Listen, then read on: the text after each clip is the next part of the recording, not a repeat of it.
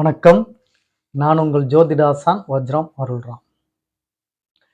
படித்தவன் மேதாவி, படிக்காதவன் கண்ணிருந்தும் குருடர். இந்த சொல்லுக்கு ஏற்ப ஒரு படித்தவன், கல்வி அறிந்தவன் மேதாவியாகவும் புத்திசாலித்தனம் உடையவனாகவும், அதாவது அறிவாற்றல் மிக்கவனாகவும், தான் உயர்ந்தது மட்டுமல்லாமல் தன்னை சார்ந்தவர்களையும் உயர்த்துவதற்குண்டான, தன் சமூகத்தையும் உயர்த்துவதற்குண்டான திறமை வாய்ந்ததுதான் இந்த கல்வி. அந்த கல்வியை தரக்கூடியது புத்திசாலித்தனம். புத்திசாலித்தனமும் கல்வியையும் கொடுக்கக்கூடியவர் ஒருவர்தான், அவர்தான் புதன் பகவான். ஒருவர் ஜாதகத்தில் புதன் பலம் இழந்துவிட்டால் அவர் கல்வி கேள்விகளில் தேர்ச்சி பெற மாட்டார், புத்திசாலியாகவும் இருக்க மாட்டார். இவ்வளவு பெரிய மிக சிறந்த பலனை கொடுக்கக்கூடிய ஒரே ஆற்றல் மிக்க கிரகம் புதன் கிரகம்தான். நீங்கள் நன்கு யோசித்து பாருங்கள். உங்களை எது உயர்த்துகிறது? உங்களை எது கௌரவிக்கிறது? உங்களுக்கு எது வசதி வாய்ப்புகளை தருகிறது? உங்களுக்கு எது வேலை வாய்ப்பை தருகிறது? உங்களுக்கு எது பொருளாதாரத்தை ஈட்டுகிறது? இதற்கெல்லாம் நீங்கள் யோசித்து பார்த்தால் அடிப்படை காரணம் ஒன்றே ஒன்று, கல்வி. அந்த கல்வியினால் கிடைக்கப்பெற்ற புத்திசாலித்தனம். புத்திசாலித்தனத்தினால் கல்வி கிடைக்கிறதா அல்லது கல்வியினால் புத்திசாலித்தனம் கிடைத்ததா? சற்று யோசிக்க வேண்டிய கேள்விதான். யோசித்தவர்கள் கீழே கமெண்ட்ல நீங்க பதில சொல்லலாம். இப்படி ஆற்றல் மிக்க ஒரு கிரகம்தான் இந்த புதன் கிரகம். இந்த புதன் கிரகங்களின் பொக்கிஷங்கள் இன்னும் நிறைய இருக்கிறது. அதை தான் இந்த பதிவில் நாம் பார்க்க போகிறோம். பதிவுக்குள் செல்வதற்கு முன்னால் புதிதாக நமது சேனலை பார்த்து கொண்டிருக்கக்கூடிய உறவுகளே, நீங்கள் உற்றார் உறவினர்கள், சொந்த பந்தங்கள், அக்கம் பக்கத்தில் இருப்பவர்கள் மற்றும் உங்கள் நண்பர்கள் அனைவரிடத்திலும் நமது சேனலை எடுத்து சொல்லி அவர்களை சப்ஸ்கிரைப் செய்ய சொல்லுங்கள். நாம் ஸ்ரீ ஜெயகௌரி ஜோதிடாலய நிறுவனம் ஒன்றை நடத்தி கொண்டு வருகிறோம். அந்த நிறுவனத்தின் வழியாக இல்லாதவர்களுக்கும், இயலாதவர்களுக்கும், ஏழை எளியவர்களுக்கும் நம்மால் முடிந்த உதவிகளை செய்து கொண்டு வருகிறோம். அது மட்டுமல்லாமல் ஆலய பணிகள், இறை தொண்டுகள், ஹோமம் வளர்ப்பது, வேலி வளர்ப்பது, இது போன்ற நற்காரியங்களையும் நாம் செய்து கொண்டு வருகிறோம். நாம் செய்யும் இந்த செயல்களினால் கிடைக்கப்பெறக்கூடிய புண்ணியங்கள் அத்துணையும் நமது கௌரி ஆன்மீக சேனலின் பார்வையாளராக இருக்கக்கூடிய உங்களுக்கும் உங்கள் குடும்பத்தாருக்கும் கட்டாயம் கிடைக்கும் என்பதில் மாற்று கருத்து வேண்டாம் உறவுகளே. எனவேதான் சொல்கிறேன், எல்லோரிடத்திலும் எடுத்து சொல்லி அவர்களை சப்ஸ்கிரைப் செய்ய சொல்லுங்கள். முதலில் பார்த்து கொண்டு இருக்கக்கூடிய நீங்கள் சப்ஸ்கிரைப் செய்து விடுங்கள். அருகில் இருக்கக்கூடிய பெல் பட்டனை ப்ரெஸ் பண்ணிக்கோங்க. லைக் பண்ணுங்க, ஷேர் பண்ணுங்க. நான் மீண்டும் சொல்றேன், நீங்க டொனேட் பண்றதோ, ஸ்பான்சர் பண்றதோ, நிறுவனத்தில் கன்சல்ட் பண்ணிட்டு இருக்கோம். அதை கேட்டுட்டு நிறுவனம் முடிவெடுத்த பிறகு கட்டாயம் உங்களுக்கு சொல்லுவோம். அது வரைக்கும் கொஞ்சம் பொறுமையாக இருங்க. நிறைய பேர் கால் பண்ணி கேட்குறீங்க. அதனால் கலந்துக்கிட்டு கண்டிப்பாக உங்களுக்கு சொல்கிறோம். இப்போ பதிவுக்குள்ளே போகலாம் வாங்க உறவுகளே.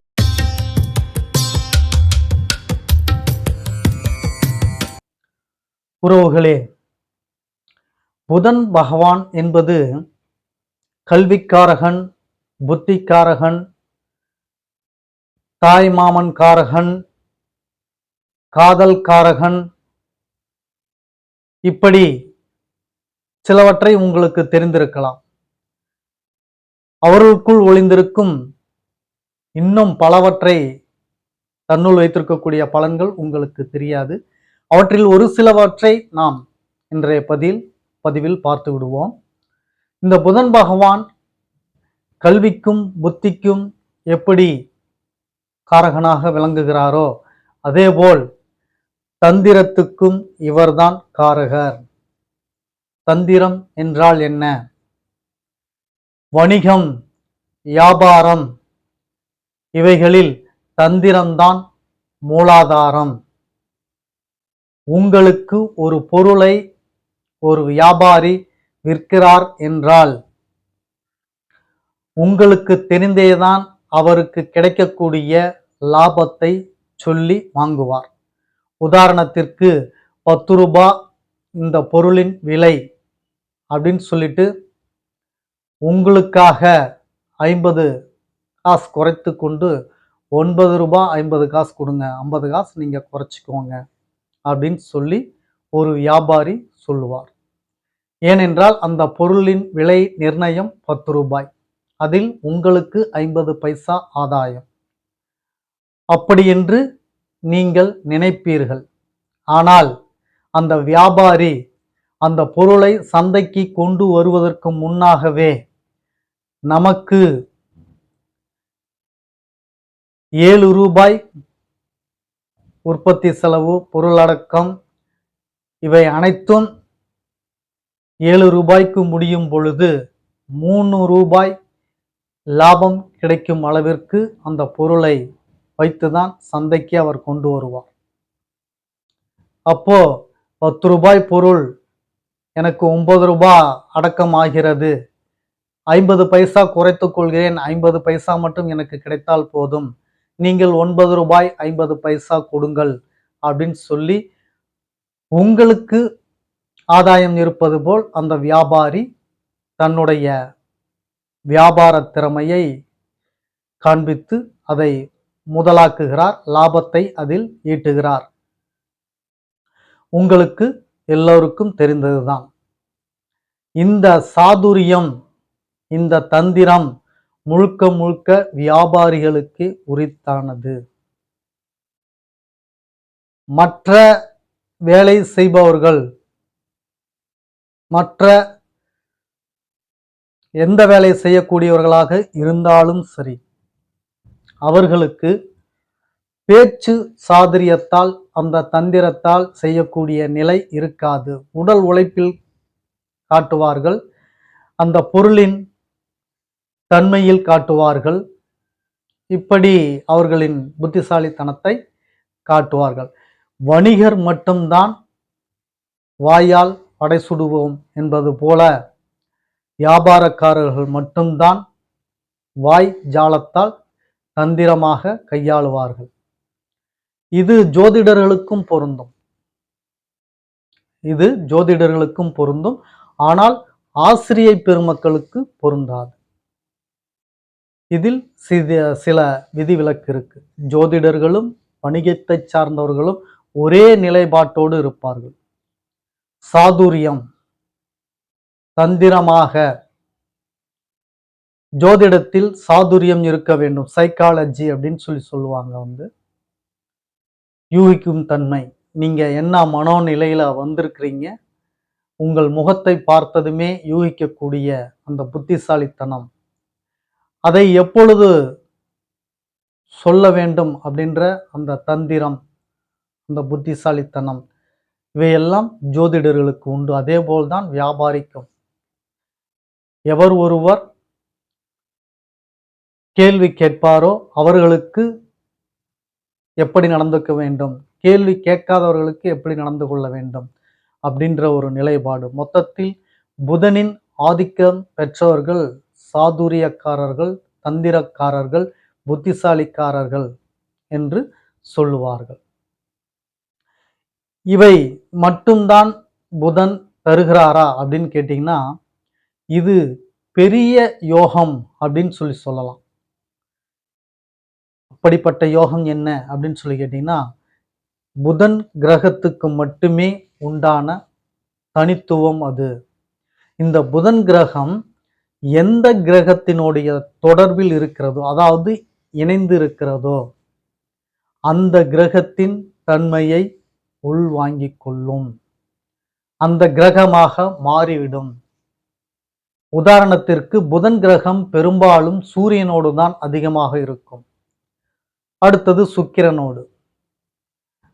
இந்த இரண்டு தன்மையும் பார்த்தீர்கள் என்றால் எந்த கிரகத்தோடு இருக்கிறாரோ அந்த கிரகத்தினுடைய தன்மைகளை மாறிடுவார்.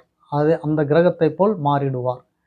சூரியனோடு இணைந்திருந்தால் சூரியனை போல நேர்மை குணம், ஆளுமை திறன், ஆளுமை பண்பு, அதிகார தோரணை, இப்படி புதனும் நடந்து கொள்வார். சுக்கிரனோடு இணைவு பெற்றால் இனிமையான பேச்சு, கலைத்திறன், நடனம், நாடகம், கேள்வி கணைகள், கவிதைகள், கதை கட்டுரைகள், இப்படி சுக்கிரனின் நிலைப்பாட்டோடு இணைந்து சுக்கிரனாக மாறிவிடுவார். அதேபோல்தான் செவ்வாயோடு இணைந்தால் செவ்வாயின் தன்மைகளோடு மாறிவிடுவார், செவ்வாயாக மாறிவிடுவார். இப்படி எந்த கிரகத்தோடு இணைகிறாரோ அந்த கிரகத்தோடு அவர் மாறிவிடுவார். அப்பேற்பட்ட ஒரு அளப்பரிய திறமை இந்த புதன் கிரகத்திற்கு உண்டு. இதனால் என்ன பயன் அப்படின்னு சொல்லி பார்த்தீங்கன்னா, புதன் கிரகம் ஒரு நல்ல நிலையில் நல்ல கிரகத்தோடு இணைந்து விட்டால், ஒரு சிம்ம லக்னத்தில் சூரியன், சூரியனோடு புதன் இப்படி அமைந்து விட்டால் 2க்கும் 11க்கும் அதிபதியாக இருக்கக்கூடியவர் புதன் லக்னாதிபதியோடு அமர்ந்து விட்டால் என்றால்,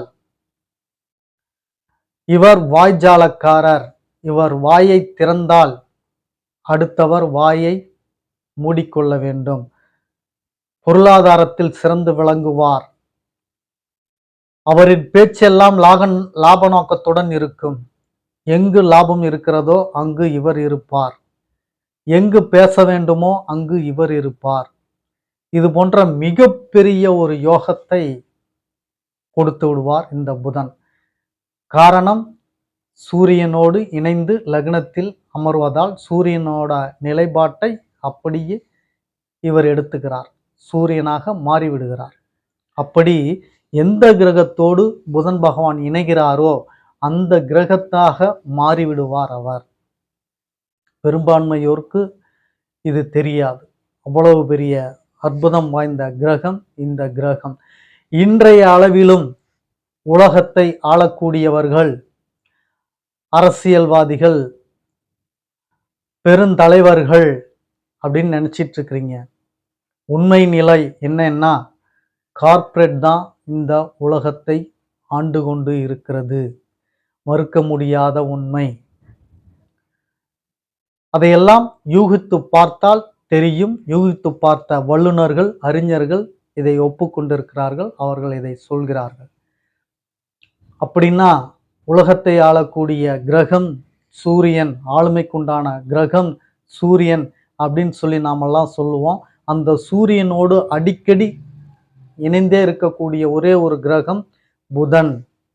அப்போ இந்த புதன் சூரியனோட தன்மையாக மாறுவதனால் அந்த ஆளுமையை தன் வசம் எடுத்துக்கொண்டு வியாபாரக்காரர்கள், வணிகக்காரர்கள் இந்த உலகத்தை ஆளக்கூடிய தன்மையை அடைய செய்கிறது இந்த புதன் கிரகம். மிக எந்த அளவிற்கு நல்லது தருகிறதோ அதே போல அந்த அளவிற்கு ஆபத்தான கிரகமும் இந்த புதன் கிரகம்தான்.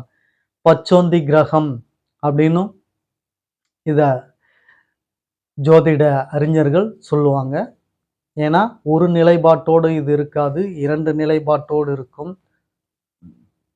அவ்வளவு பெரிய தன்மையும் பலமும் வாய்ந்த கிரகம் இந்த புதன் கிரகம்.